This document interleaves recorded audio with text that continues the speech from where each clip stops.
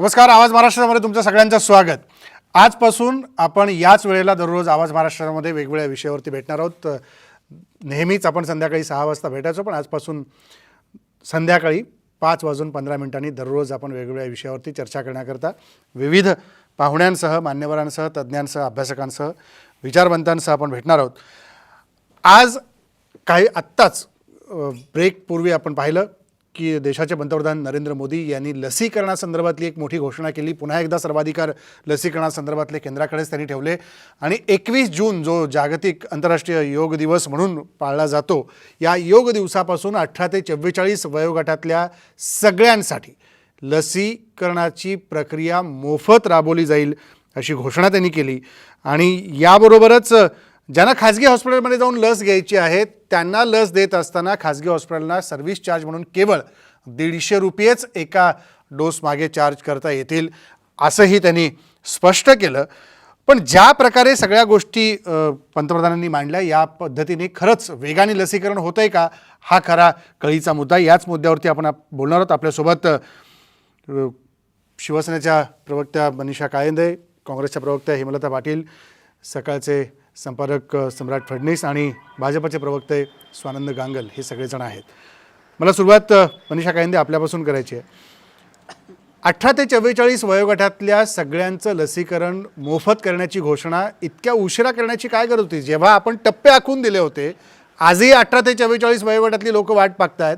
काही जणांना जी तात्काळ कोविन ॲपवरती नोंदणी केली त्यांना काही ठिकाणी लस मिळाली, आजही काही ठिकाणी लस मिळत नाही. ज्येष्ठांच्या बाबतीमध्ये पंतप्रधानांनी उल्लेख केला की त्या लसीकरणाबाबत टीका केली गेली. आजही काही ज्येष्ठ नागरिक दुसऱ्या डोससाठी वाट पाहत आहेत, त्यांच्यापर्यंत लस पोहोचलेली नाही आहे. पण हा निर्णय आधीच घेतला असता तर ही गतिमानता साधता आली नसती का? राज्यांसाठी पण त्यांनी काही मुद्दे उपस्थित केले. राजेंद्रजी, एकंदरच आपण हा सगळाच कोरोनाचा इतिहास 1.5 वर्षातला आपल्या देशातला पाहिला आणि लसीकरणाचा जो काय नियोजन शून्यता जी आपण पाहतोय केंद्र सरकारकडनं, त्याचाच हा पुढचा टप्पा आहे. कारण नियोजनच करायचं नाही आणि केवळ राज्यांना दोष देत बसायचा, एकाधिकार आपल्या हातात ठेवायचे, सगळ्या गोष्टी केंद्र पुरवणार. अगदी सुरुवातीला आपल्याला आठवत असेल तर पीपीई किट पासून ते सगळ्याच गोष्टी केंद्राच्या हातात. म्हणजे पुन्हा एकदा मोदी सरकार किंवा मोदींचं जे एक व्यक्तिमत्व आहे की सगळा एकाधिकारशाही, जसं ते गुजरात त्यांनी चालवलं, जसं देश चालवत आहेत, सगळं माझ्या ताब्यात पाहिजे. म्हणजे विकेंद्रीकरण कुठल्याही गोष्टीचं करायचं नाही.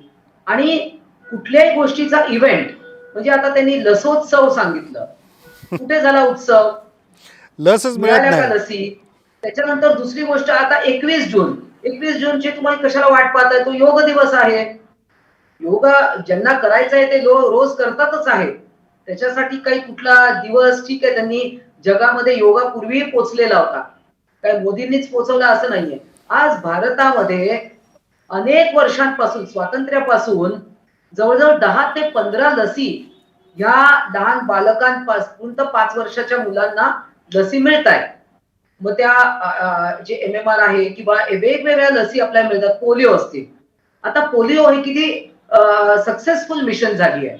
कुठे कोणाचा फोटो नाही, कुठे सर्टिफिकेट नाही, कुठे कोविन ऍप नाही, कुठे रजिस्ट्रेशन नाही, कुठे काही नाही. परंतु आज पोलिओ मुक्त भारताकडे आपण ऑलमोस्ट पोहोचलेलो आहोत. तशा अनेक लसी ह्या दिल्या गेलेल्या आहेत आतापर्यंत देशामध्ये, पण कधी गोंधळ उडाला नाही. का गोंधळ उडाला नाही? ठीक आहे, कोरोना हा एक नवीन रोग होता, पण त्या वेळेला ते रोग सुद्धा ते नवीनच होते ना. तर प्रत्येक गोष्टीचा तुम्हाला एक इव्हेंट, एक साजरं करणं, एक उत्सव करणं, स्वतःच कुठेतरी तिथे महत्व प्रस्थापित करणं, हे जे काय त्याच्या भोवती जे काय फिरतंय ना, हे कशासाठी?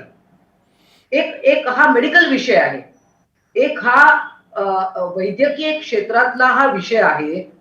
वैद्यकीय मंत्री आहेत, वैद्यकीय सचिव आहेत, या सगळ्यांनी डॉक्टर्सनी हँडल करायचा विषय आहे. ठीक आहे, परंतु नाही. मग ते नोटबंदी असो ते हेच ठरवणार, जीएसटी असो त्याच्याबद्दलही हेच बोलणार, सगळ्याबद्दल हेच बोलणार. मग बाकीचे मंत्री, बाकीचे सचिव, बाकीच्या खात्यांचे प्रमुख यांना काही अधिकार आहेत की नाही? नाही, आता मग तो मुद्दा तुम्ही त्याच्याकडे मी जबाबदारी तर सगळ्यांचीच घ्या ना. नाही त्याच्याकडे मी सगळ्यांचीच येतोच घ्या. त्याच्याकडे मी ते येतोच त्यापूर्वी लसीकरणासाठी स्वानंद जे गांगल काही- मी येतो मनीषाताई येतो परत त्याच्याकडे.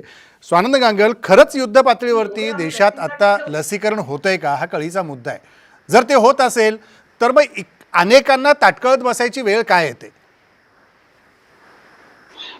राजेंद्रजी, सर्वप्रथम मी आपल्या माध्यमातून पंतप्रधान नरेंद्र मोदींचे आभार मानू इच्छितो आणि याची जे काही गांभीर्य आहे ते महाराष्ट्रातल्या लोकांना अधिक कळू शकेल, कारण की राज्य सरकारने नियोजनाचा जो काही खेळखंडोबा लसीकरणाच्या बाबतीत केलेला आहे त्याचा भोग महाराष्ट्र भोगतोय. त्यामुळे लसीकरण केंद्राने आपल्या ताब्यात घेणं हे महाराष्ट्राच्या दृष्टीने सगळ्यात जास्त महत्वाचं आहे असं मला वाटतं. एक, तुम्ही जे 18 ते 44च्या विषयातून सुरुवात केली, तर केंद्राने 1 मे पासून राज्यांकडे जे मनीषाताई म्हणतायत की राज्यांना का नाही दिलं, तर तुमच्याकडे दिलं होतं ना, सांगितलं होतं, राज्यात घोषणाही केल्या, पण घोषणांच्या व्यतिरिक्त काय केलं मनीषाताई? 18 ते 44 सरकारी केंद्रांवर सुरू झालं, नंतर बंद पडलं. कोणासाठी बंद पडलं? सामान्यांसाठी बंद पडलं. पण त्याच वेळेला मीरा चोप्रा, सौम्या टंडन यांच्यासारख्या अभिनेत्रींना मात्र तुम्ही सरकारी कर्मचाऱ्यांचे आयडी कार्ड देऊन लसीकरण करण्यात आलं 18 ते 44 वयोगटातलं. आणि बाकीच्यांना काय? बाकीच्यांनी खेटे मारा, बाकीच्यांनी प्रायव्हेट मधनं घ्या. हे राज्य सरकारांचे सगळे खेळखंडोबा जो काही केला राज्यांनी, तो केंद्राच्या लक्षात आला आणि केंद्राला अखेर हा निर्णय घ्यावा लागला की आम्ही हे आमच्या ताब्यात घेतो. हे आपण मुळात आधी लक्षात घेतलं पाहिजे. आणि जर महाराष्ट्रात लसीकरणाच्या बाबतीत ऐका राजेंद्रजी पूर्ण करू द्या, राजेंद्रजी पूर्ण करू द्या. केंद्राचा लसीकरणाच्या बाबतीत, भारताचा लसीकरणाच्या बाबतीतला वेग जर का आपण बघितला तर 130 दिवसात 20 कोटी लसीकरण पूर्ण करणारा जगातला दुसरा देश भारत ठरलाय. त्याच्या आधीचा पहिला देश अमेरिका आहे ज्याने 124 दिवसात केलं. त्याच्या बाजूला दुसरा मुद्दा सांगतो. त्याच्या बाजूला वेगाने लसीकरण पूर्ण करून 2 कोटी लोकांना लस देणारं देशातलं राज्य महाराष्ट्र पहिलं आहे. मग तुम्ही नाकारू कसं शकता? नाकारू कसं शकताय? आणि नियोजन चुकलं असं कसं काय म्हणू शकता? पण महाराष्ट्र आहे. नियोजनाशिवाय 2 कोटी लोकांना लस दिली का? महाराष्ट्रच आहे. राजेंद्रजी, सगळ्यात लसी वाया घालवणारं राज्य ही महाराष्ट्र आहे, हे पण सांगा. हे 0.3% आहे. 0.3% वाया या महाराष्ट्राने घालवलेली आहे. 0.3% आहे फक्त. आणि ते सुद्धा वेस्टेज नाही.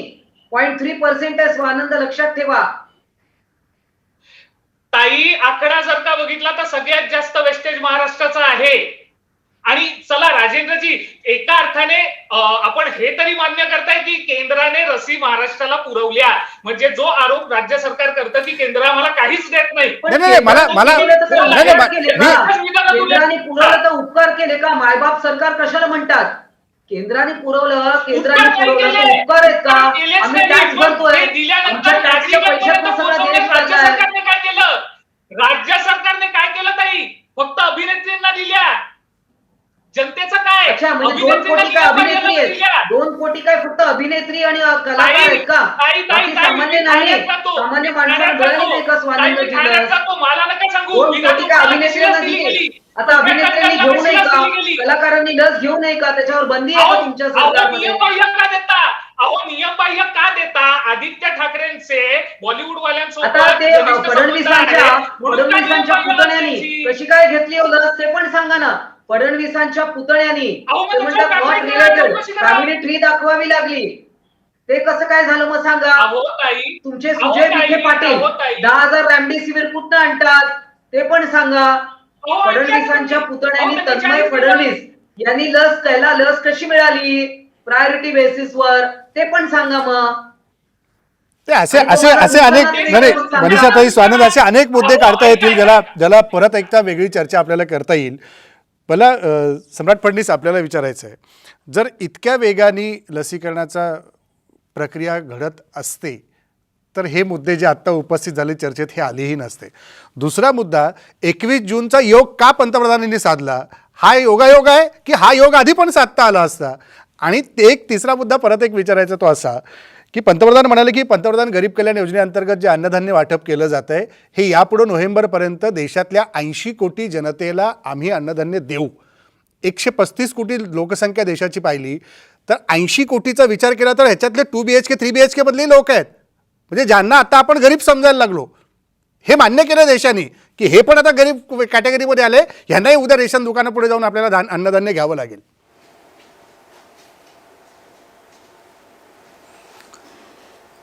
राजेंद्र, यातला गेल्या 6 महिन्यातलं डिसेंबरपासून आपण लसीकरण या विषयावर बोलतो आहे.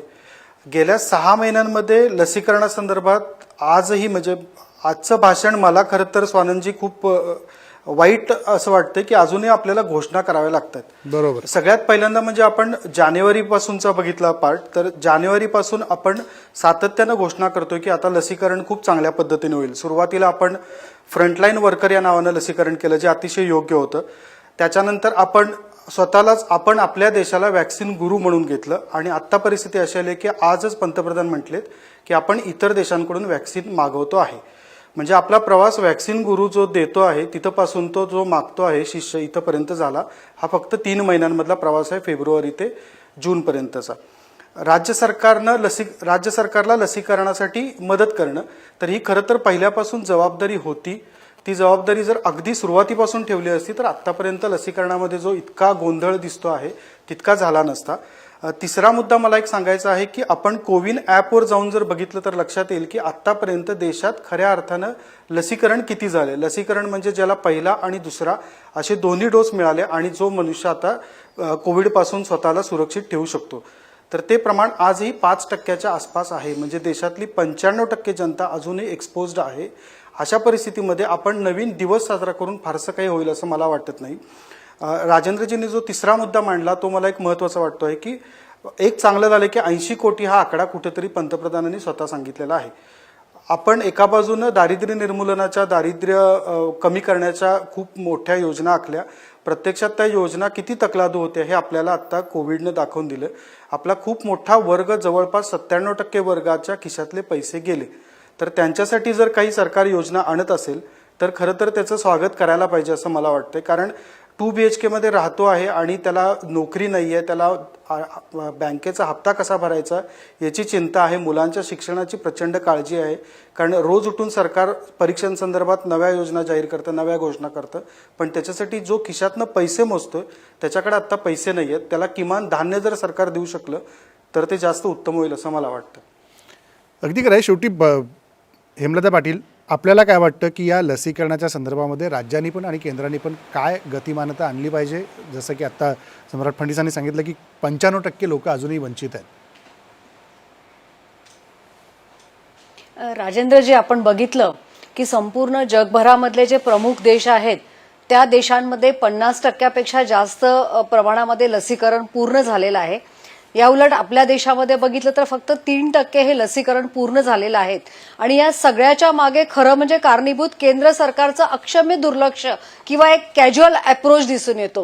म्हणजे प्रत्येक वेळी फक्त घोषणा करायच्या आणि प्रत्येक वेळी कुठल्या तरी निवडणुकीमध्ये अडकायचं. म्हणजे बिहारमध्ये आम्ही मोफत लस देऊ झालं, बंगालमध्ये आम्ही मोफत लस देऊ झालं. दुसरी लाट जेव्हा प्रचंड मोठ्या प्रमाणात आली तेव्हा त्या बंगालच्या इलेक्शनमध्ये आणि 5 राज्यांच्या इलेक्शनमध्ये आपण अटकून राहिलो.